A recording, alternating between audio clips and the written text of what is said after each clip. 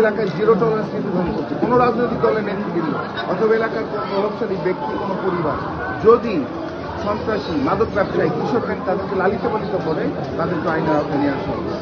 এখনো পর্যন্ত দেখেন আমাদের মধ্যে, আমি মনে করি যে আমাদের মধ্যে একটা স্বার্থপূর্ণ সম্পর্ক আছে। আমাদের নেতাকর্মীরা অত্যন্ত সচেতন। আমরা এলাকার মানুষের চাহিদাকে প্রাধান্য দিই।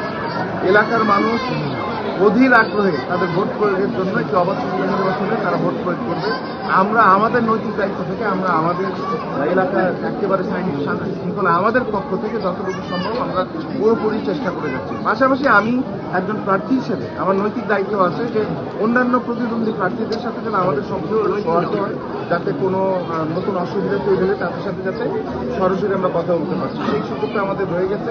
এবং আমি আমার জায়গা থেকে আমি তাদের সাথে নিয়মিত যোগাযোগ রাখছি, তাদের সাথে কথা হচ্ছে। এবং আমি আমার নৈতিক দায়িত্ব যেমন আমি মনে করি তাদেরও নৈতিক দায়িত্ব আছে যে জাতির স্বার্থে, দেশের স্বার্থে, এলাকার মানুষের সাথে আমরা আমাদের দায়িত্ব যদি পালন করবো, যাতে এলাকার শান্তি শৃঙ্খলা যাতে সুস্থ থাকে, অবাধে যাতে আমরা প্রচার প্রসারণ করতে পারি, মানুষের কাছে যেতে পারি।